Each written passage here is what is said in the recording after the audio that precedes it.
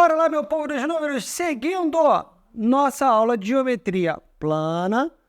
Agora nós vamos estudar esse assunto importantíssimo. Posição relativa, só que agora entre reta e reta. Já tivemos uma outra aula sobre ponto e reta. Agora nós vamos falar sobre reta e reta, beleza? Vem comigo, vambora! O que eu preciso saber sobre duas retas? Dadas duas retas, o que elas podem ser? Elas podem ser concorrentes. Atenção, fofo e maravilhoso. O que são retas concorrentes? São retas que possuem um único ponto em comum, que a gente em matemática chama de interseção. Se duas retas se cruzam, elas são concorrentes. Atenção, fofo e maravilhoso. Essas duas retas concorrentes, elas possuirão um ângulo, que é o ângulo entre elas. Atenção, anote aí no seu coração. Se esse ângulo for de 90 graus, a gente diz que elas são retas perpendiculares. Então, guarda, retas são perpendiculares quando o ângulo entre elas dá 90 graus. Pegou? De forma geral, mais genérico, elas são concorrentes. O perpendicularismo é um caso específico de concorrência. Quando o ângulo entre elas dá 90 graus, elas são chamadas de retas perpendiculares. Tá comigo? Firme? Maravilhoso? Então vamos embora. Olha só, outro caso. Retas paralelas. Atenção, querido. Paralelismo. Qual é a condição de paralelismo? Guarda no seu coração. Não basta que elas não se cruzem. Aquela coisa da tia Teteca. Duas retas paralelas que não se cruzam. Não é isso apenas. Beleza? Em geometria, nós vamos ver daqui a pouco que existe outro caso, outro nome, outra definição para retas que não se cruzam. Tá comigo? Firme? Bom, então, o que é, em geometria, o paralelismo propriamente? Paralelismo se dá quando eu tenho duas retas coplanares, abre, retas são coplanares quando elas estão no mesmo plano. Olha aqui para mim, ó, retas coplanares. Essas retas não são coplanares, ó. Então, nem sempre as retas são coplanares. Comigo?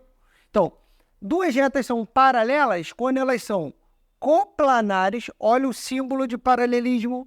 Símbolo de paralelismo. Elas são paralelas quando elas são coplanares e não possuem interseção entre elas. Só que eu tenho duas situações de paralelismo. Paralelas distintas, duas paralelas distintas, ou elas podem ser paralelas coincidentes. Lembra que eu já falei sobre esse símbolo aqui com vocês? Olha lá, símbolo de coincidência. Beleza? Que é basicamente o que você está pensando.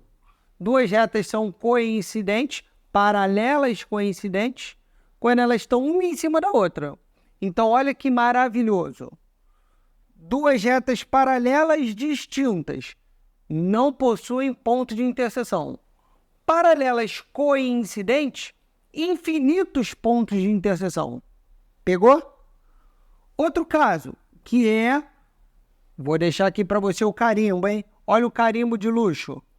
Olha o luxo. Que são as chamadas retas reversas. Retas reversas são retas que não se encontram e não são coplanares. Eu fiz um desenhozinho aqui para você entender, ó. Tá bonitão. Vem comigo. Olha essa caixinha, esse paralelepípedo.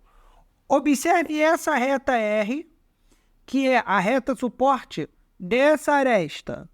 Olha essa reta T, que é a reta suporte da aresta lá de trás. Se você prolongar as duas, elas nunca se encontram. E elas também não possuem um plano em comum. Por isso, elas são chamadas de retas reversas. Guardou? Coisa linda, você está anotando? Então vamos embora. E agora, para terminar, posição relativa entre reta e plano. O que eu tenho que ter? Olha o esquemão. Aqui, ó. Essa é para você botar na moldura, hein? Obra de arte. Olha que coisa linda. Essa é a foto que tu tem que jogar lá no teu Instagram. Dá aquela postada. Olha lá. Olha que coisa linda. Eu tenho um plano e eu tenho aqui basicamente 3 situações. Nós temos uma reta chamada de secante. O que é uma reta secante, Chico? É a reta que corta o plano. É a reta que fura o plano. Beleza? Em matemática, a gente não fala que uma reta é concorrente ao plano. Concorrentes a gente usa para reta e reta. Reta e plano, ela é chamada de secante. O que são retas? O que é uma reta secante ao plano? É a reta que corta o plano. Outra situação, paralelismo. Só que eu tenho 2 situações. Paralela, que pertence ao plano. Olha lá, ela está em cima do plano. Pega um papel, uma folha de papel, faz um risco. Aquela reta está em cima do plano, então ela pertence ao plano. Ela é paralela ao plano, mas ela pertence. Ou então, uma paralela que não pertence. Pensa aqui comigo, ó, minha caneta. Não é uma reta? Ela é paralela ao chão. Ela não pertence ao chão. Tá comigo? Então, essas 3 situações é exatamente o que você precisa saber sobre posição relativa de reta e plano. Tá comigo? Vambora?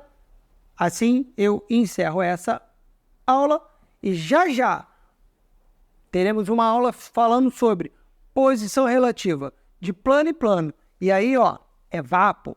Aí é luxo puro, porque encerramos essa parte da base da geometria plana. Já falamos, né, sobre os elementos primitivos, as posições relativas. Agora eu vou fechar na próxima aula com posição relativa entre plano e plano. Beleza?